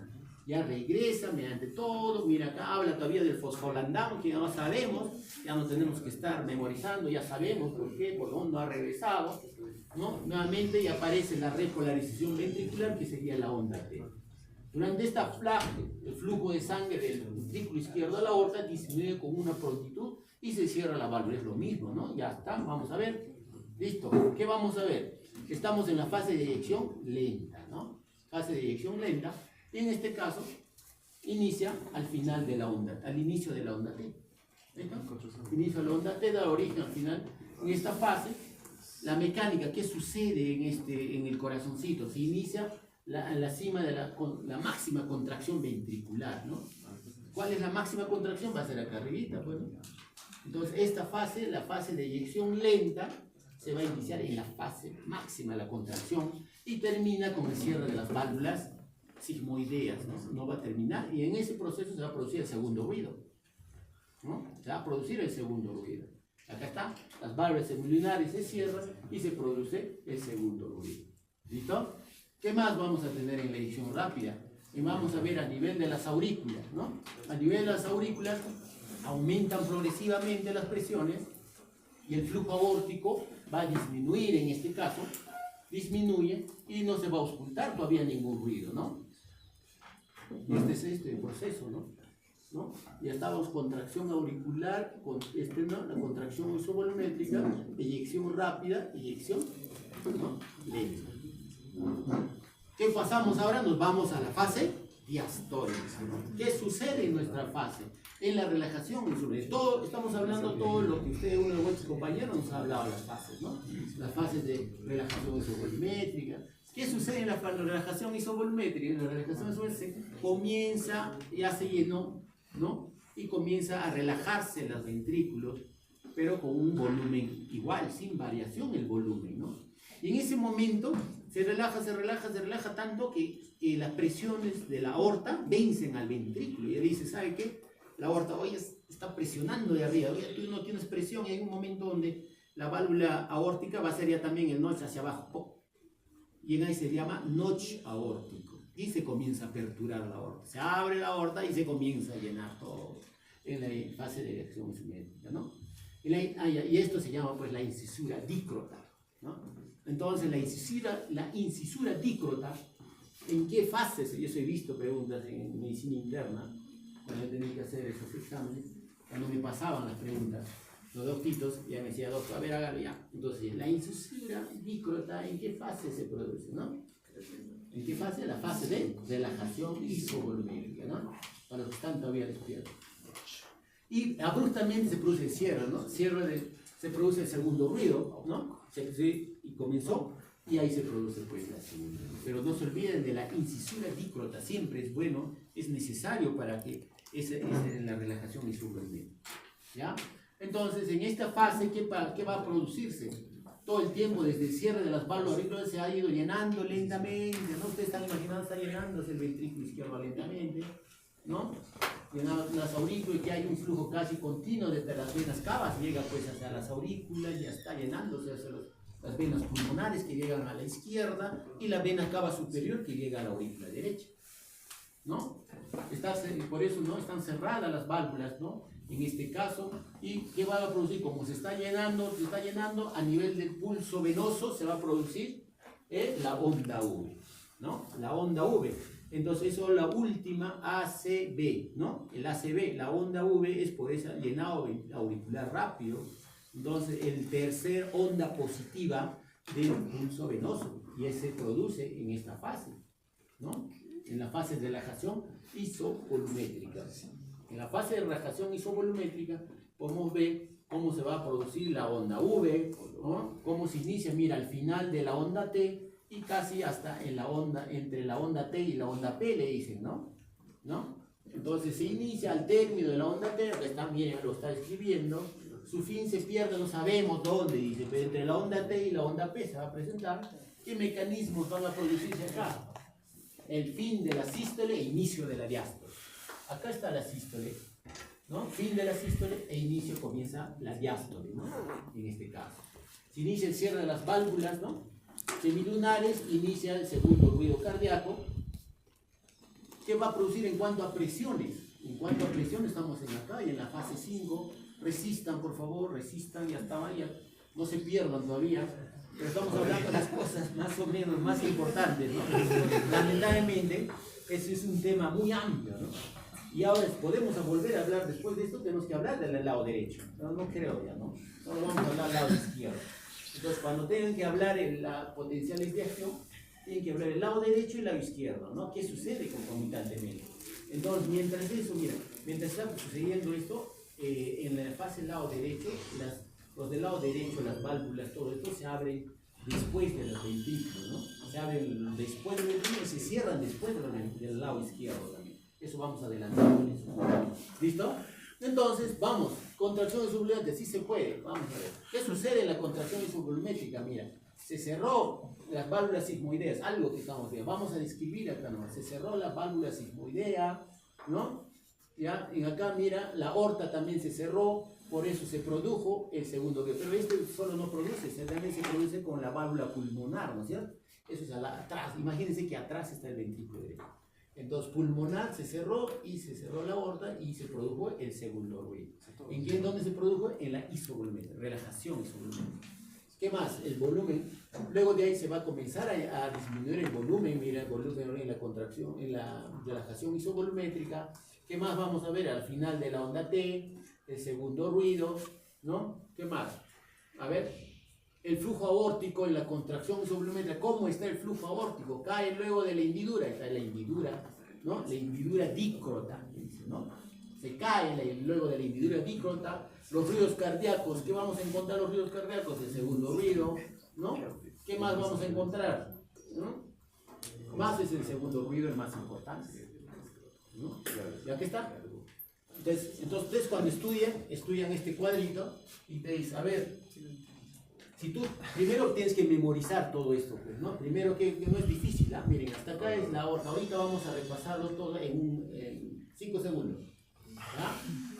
Es la contracción auricular, ¿no? La contracción auricular, contracción isovolumétrica, eyección rápida, eyección lenta, relajación isovolumétrica, llenado ventricular rápido y llenado ventricular lento, ¿no?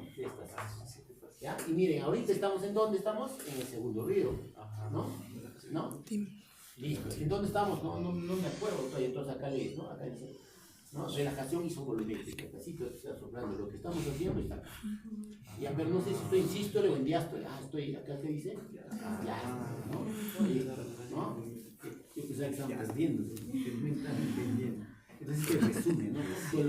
Pero lamentablemente así tienes que saber, pues, ¿no? Llenado ventricular rápido. Seguimos ya para terminar, ya nos falta poco, ¿no? El inicio es el llenado ventricular rápido, o sea, ya se relaja, contracción isovolumétrica, relajación, ¿no? Entonces están pensando, ¿no? Y ahí se va a llenar rápidamente lo que estamos hablando. ¿Y por qué se relajó, se está llenando? Porque las válvulas auriculoventriculares están abiertas, las válvulas sigmoideas están cerradas, las aurículas están llenándose, ¿no? Entonces, el inicio, cuando la presión es menor que la aurícula, ¿no? Eso nos está hablando de fenómeno mecánico, ¿no? Hay un paso rápido de la sangre, ¿no? ¿Sí se entiende? Paso rápido porque la aurícula ventricular se ha abierto, responsable del 80% de esa, en este proceso se pasa, ¿no? En es donde se llena más, ¿no? Por eso en algunos dice 15 al 20% de la contracción auricular, la patada auricular. Entonces, pero en la fase de llenado rápido se llena, pues, hacia el 50-80%. ¿No?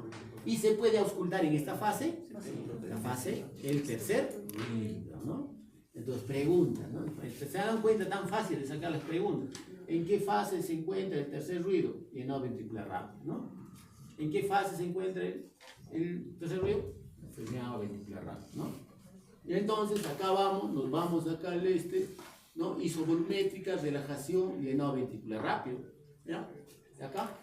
Entonces, ¿qué vamos a encontrar en el electrocardiograma? Casi no nos va a ayudar nada, mira, a ver qué dice, porque acá está el electrocardiograma y acá está el llenado ventricular rápido. Entonces, vamos, el EKG cae en medio del segmento STP, bueno, ¿qué es TP? Esto es TP hasta que salga la onda P. Entonces, no hay nada muy importante que memorizar, ¿no?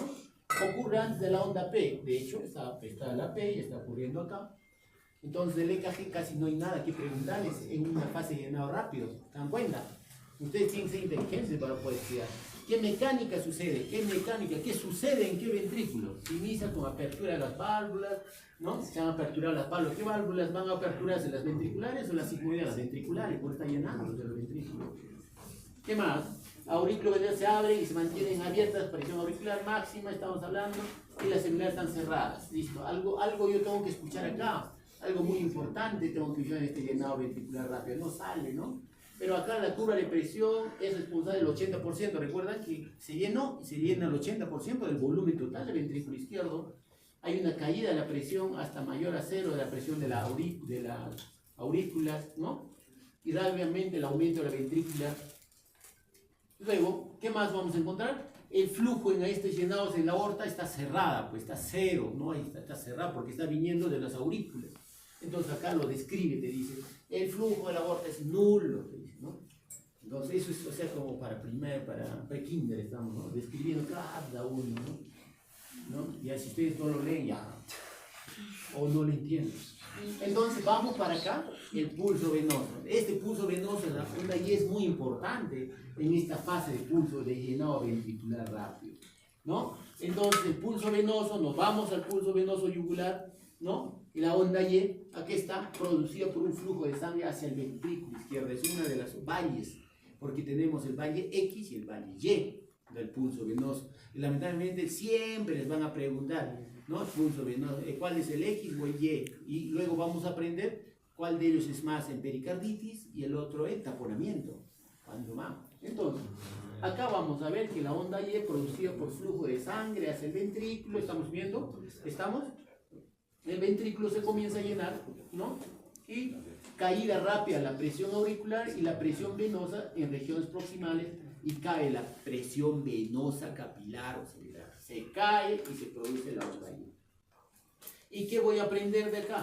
De esta fase, que estoy en la fase 6, entonces que voy a tener un tercer ruido, ¿sí? Por ahí donde dice eso, acá dice, se inicia el tercer ruido, generalmente anormal en adultos. Y ustedes que son chibolos, deben tener su tercer ruido, ¿no es cierto? Entonces vuestra fase de llenado ventricular, ¿no? En este caso está produciéndose, se puede estar presente en algunas cosas cuando tenga alguna enfermedad, ya luego, pues, ¿no? En insuficiencia cardíaca, en hipertensión, insuficiencia mitral, en algunas valvulopatías. ¿Por qué le pone insuficiencia mitral nomás acá? Porque es el ciclo cardíaco del ventrículo izquierdo. Y podría ser, doctor, insuficiencia tricuspidia, claro. El tercer ruido también en ciclo cardíaco derecho, produce su tercer ruido también. ¿Ya?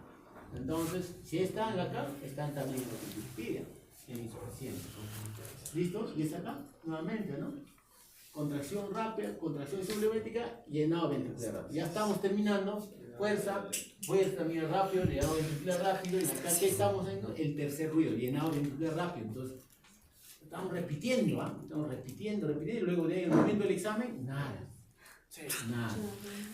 ¿Ya? Y ahora el llenado ventricular lento o diástasis. Ya estamos terminando, ¿se dan cuenta? Porque después de esto ya viene la patada auricular. Y hemos hecho la patada auricular, ¿no es cierto? Acuérdense, es una patada. Se inicia al reducirse el gradiente entre las aurículas y los ventrículos, ya está, ¿no? Nos está explicando lo que está sucediendo en el corazón para que se llene. No, pues, ¿no? Ha pasado, ya pasó la sangre y este llenado ventricular rápido es responsable del 20% de llenado ventricular todavía, el llenado ventricular lento, ¿no? O diástasis, ¿no? Es corto y termina en la desaparición auricular. Listo, vamos a ver, ¿no? Aquí estamos, reducción, ¿no? Llenado ventricular lento o diástasis. ¿Qué puede suceder? A ver, vamos a ver, en el EKG no va a haber casi nada, no nos va a decir nada, a ver, vamos a ver. Si inicia el segmento TP y termina con ICDP, bueno, no es importante, ¿no? Para evaluarlos a ustedes. Entonces, ¿se dan cuenta? En el mecanismo se inicia cuando el ventrículo izquierdo ya está 3/4 partes ya lleno. Esto para que, o sea, ya se llenó, pues 3/4 partes. Pero si se dan cuenta, es más ancho, ¿no? Es la fase más larga, entonces, del ciclo cardíaco, ¿no? Y que se altera cuando uno tiene frecuencias cardíacas alteradas. Entonces, ¿es importante o no es importante? Es importante, pues, porque en esta fase más lenta probablemente sucede en la irrigación de tu mismo corazón. Ahorita que están ustedes ahí en vuestra fase, así, ¿no? Vuestra fase de diástasis, vuestras coronarias están irrigándose en esta fase, ¿no? Entonces, si comienzan a correr y tienen algún problema cardíaco, es el que se va a alterar primero. Entonces, es la más larga, no se olviden, ¿no? Es la más larga de todo el proceso. Las válvulas, en este caso, ¿qué válvulas estarán abiertas? Las auriculoventriculares están abiertas, las semillunares estarán cerradas. ¿Qué más vamos a tener en esta fase? La presión auricular, ¿cómo va a estar la presión auricular? En esta fase es mínimamente mayor, ya está comenzando, ya está llenándose en esa fase ventricular. Las aurículas también están recibiendo por las venas pulmonares, están subiendo, ya está comenzando a subir las presiones auriculares. Mínimamente vamos a encontrar un poquito elevada las presiones auriculares, aumenta la presión intraventricular y disminuye la dilatación de este corazoncito. ¿Qué más vamos a encontrar en esta diástasis? ¿No? A nivel de la aorta, como está en diástole, no está entrando ningún flujo, ahí te dice, mira, flujo aórtico nulo, sangre, ruidos cardíacos no se auscultan, ¿no? Y pues mira, ¿no? Acá está, mira, esto es la auscultación, estas rayitas son auscultación. Entonces, cuando ustedes estudian en qué fase está la fase, cuarto ruido, tercer ruido, segundo ruido, primer ruido. ¿Ya? Fácil, ¿no? Y acá sale cuánto, 1, 2, 3, 4, 5 preguntas. Y lo ponemos acá, y si tú no has estudiado, tú dices, no, en la fase de hasta está el tercer ruido, porque no, pues no. Acá le estoy soplando, ustedes tienen que estudiar esto. ¿Ya? Y acá, mira, está el llenado de ácido, ¿no? Y listo. A ver, el resumen, miren, chicos, el resumen, 1, 2, 3, 4, 5, todo bueno, el ciclo cardíaco hay 5. A ver, nuevamente. Listo, a ver, la despierten, contracción auricular, ¿no? Nada. ¿Ya? Contracción subrética, ¿ya? Eyección rápida, eyección lenta, contracción, relajación. Que no ventricular rápido. ¿No? Claramente, ¿no? ¿Ya? Ya estamos, ¿ya? A ver, ahí estamos en la contracción auricular, ¿verdad? Contracción auricular. Luego, ¿qué viene? La relajación isovolumétrica. Ya después tenemos la relajación. Contracción isovolumétrica. Eyección rápida, eyección lenta. Relajación isovolumétrica. ¿No? Llenado rápido, llenado lento y ya está. Sí, vamos, a ver. Repasen. Yo. Es así más o menos como sucede en nuestro ciclo cardíaco, en vuestro corazón ahorita. A no ser que no tengan corazón alguna de las chicas, ¿no? Es lo mismo, el Brown nos dice cómo sucede a la fase de vocación, ¿no? Y el ciclo cardíaco derecho. Otras 50 diapositivas, pero no vamos a hablar de eso, solamente vamos a saber cómo esencialmente, mira, en el ciclo cardíaco derecho, es igual que el izquierdo, estamos diciendo. Ahora, solamente algunas cosas, consideraciones. Se diferencia entre la duración de las fases, se debe a que el ventrículo derecho maneja un circuito de baja presión, porque el lado derecho es creado para más volumen, ¿ya? Por eso que hay algunos corazoncitos, niños con cardiopatías congénitas, ventrículo único, de morfología de ventrículo derecho, mal pronóstico. Ventrículo único con morfología de ventrículo izquierdo, soporta cualquier presión, ¿no? Tenemos una niña de 19 años, está corregida ese ventrículo único y está ahí caminando por ahí, tranquila, va a ser cocinera, creo que es de Curahuasi, y está corregida, ¿no? Con un ventrículo único. Entonces, ¿tienes alguna molestia? No, porque me lo han enviado acá porque le han encontrado un soplazo, pero tiene un ventrículo único. Entonces, ¿eso por qué habla, doctor? ¿Por qué me está metiendo el dedo? No, es porque cuando el ventrículo, el ventrículo derecho, más es para volumen, ¿no? Más maneja volumen, acuérdense de eso. Entonces, si tú puedes ver falla derecha, edema, diurético, bajo volumen, precarga bajo, ya manejo mi lado derecho. Menos sal nomás en la dieta, también le bajo el volumen, ¿no? Entonces, no se olviden, pero si fuera presión ya, la hipertensión pulmonar va a comenzar a dañar el lado derecho, entonces no se olviden. ¿Qué más? El ciclo cardíaco derecho, la desconexión del ciclo ocurre milisegundos antes que el derecho, ¿ya? ¿Listo? ¿Qué más sucede? Por eso la contracción isovolumétrica del ventrículo izquierdo comienza antes. El ventrículo izquierdo comienza a hacer sus contracciones, que hemos visto todas las fases, antes que el ventrículo derecho, ¿ya? Por lo tanto, la válvula mitral cierra antes que la tricuspidia. Por eso, cuando hay un primer ruido, primero es el M1, luego unos milisegundos después el T1. Mitral y tricuspidia, por ese mecanismo. Bueno, por el mecanismo del ciclo cardíaco. ¿Pero qué es M1, T1? Yo no entiendo. Ahora están entendiendo que el primer ruido es por la cierre de las válvulas auriculoventriculares, pero primero se cierra la mitral y luego la tricuspidia. Por este mecanismo, ¿no? Solo se auscultará con un fonocardiógrafo de alta resolución. ¿Qué más? Las presiones que deben vencer, hemos visto, ¿no? Ya hemos hablado de un inicio. El ventrículo derecho, para que pueda contraer, digamos, irse contra la aurícula, todo eso, tiene que vencer 7 a 10 milímetros y el ventrículo izquierdo 60 a 80 milímetros, ¿no? Que debe vencer para poder hacer su ciclo cardíaco. Ahora, acá miren las contracciones isovolumétricas, es más corto el ciclo del lado derecho que el lado izquierdo, su ciclo cardíaco es más corto, ¿ya? Ahora, lo otro es por qué se inicia antes la eyección del ventrículo derecho que del lado izquierdo. Entonces, como es más corta su ciclo cardíaco, eyección más rápida, ¿no? El ventrículo izquierdo será después. Estamos viendo, entonces ya está. ¿Quiénes empiezan más rápido a contraerse? El lado derecho, ¿no? Porque su ciclo cardíaco es más corto. ¿Qué más? La duración de las fases eyectivas son distintas debido a diferencia de presiones, ¿no? Hemos visto que el izquierdo vencerá tales, la derecha vence más pequeñitas, ¿no? En cuanto a presión.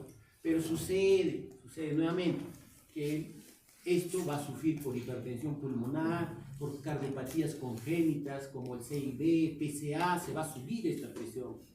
Va a subir y entonces si tiene un shunt, se va a regresar al lado, el paciente se va a cansar, se va a volver cianótico, se va a convertir. ¿Ya? ¿Qué más tenemos que ver? La fase de eyección rápida y la lenta termina primero en el ventrículo izquierdo. Terminan más rápido y en la válvula aórtica se cierra primero que la pulmonar, ¿no ves? Entonces se abrió después y se cerró al último. ¿Qué está hablando? Se abrió después, las válvulas del lado derecho se abren al último y se cierran al último. ¿Listo? Es por eso. Entonces cuando ustedes hablen, ¿quiénes se va a hacer? Por eso son los, pues, ¿cómo se dice esto? ¿No? Desdoblamientos fisiológicos. Eso es un desdoblamiento fisiológico. Inspiras, exhalas. Inspira, se desdobla. Fisiológico, ¿no? Pero ¿cómo está cerrado? La válvula aórtica se cierra primero y la válvula pulmonar se cierra después. Inspiro, se desdobla. Exhalo, se junta en uno solo. Se desdobla, se hace uno junto. Pero ¿qué pasa? Pero doctor, a mí me han dicho que es paradójico. ¿Qué es paradójico? Al revés. Esto sucede al revés. Nada más, eso se llama paradójico, ¿no? Paradójico, que se cierre primero la pulmonar y se cierra al último la aorta. ¿Y cómo es eso, doctor? Debe haber algo, una patología, puede haber insuficiencia aórtica. No se puede cerrar, está contraído por la insuficiencia, está regresando toda la sangre. Ah, ya, entonces ya se cerró la pulmonar y sigue sonando la pulmonar, la aórtica. Ah, ya, pues hay una insuficiencia. puede ser un bloqueo. Entonces son los paradójicos, ¿se dan cuenta? Porque lo normal es que se cierre así, pero si se invierte es paradójico. ¿Listo? Y en comunicaciones interauriculares, ya también estos cierres, los desdoblamientos, normalmente una inspiración se desdobló normal, como está acá, ¿no? Se desdobló normal, pero cuando yo expiro, también sigue desdoblado. Eso se llama desdoblamiento fijo. ¿Y con quién va? Con la comunicación interauricular tipo ostium secundum. Listo. ¿Qué más? Ya estamos terminando, no se preocupen, ya estamos, resistan, ¿no? Entonces, en el lado derecho solamente, ya no estamos hablando, solo estamos hablando de algunas consideraciones fisiológicas del lado derecho. La eyección del ventrículo derecho tiene particular de ser sensible al retorno venoso. Mucho retorno venoso, mi ventrículo derecho se va a sobrecargar y se llama cámaras de volumen. Cuando hay una inspiración, nuestro paciente se incrementa la presión negativa intratorácica. Inspiren todos y la eyección se prolonga más tiempo. Maniobra de Rivero-Carvalho. Si yo hago esta maniobra, mi Rivero-Carvalho será positivo. ¿En qué valvulopatías? Del lado derecho, ¿no es cierto? Por este mecanismo del ciclo cardíaco del lado derecho, ¿no es cierto? Han escuchado la maniobra de Rivero-Carvalho, ¿verdad? ¿Listo? El pericardio es una membrana rígida y esto ya no tiene que ver mucho. A llenarse más el ventrículo por el mayor retorno venoso, es lo mismo a la inspiración, ¿no? Así se produce el desdoblamiento fisiológico en segundo ruido, ¿no es? Ya hemos hablado. Sí.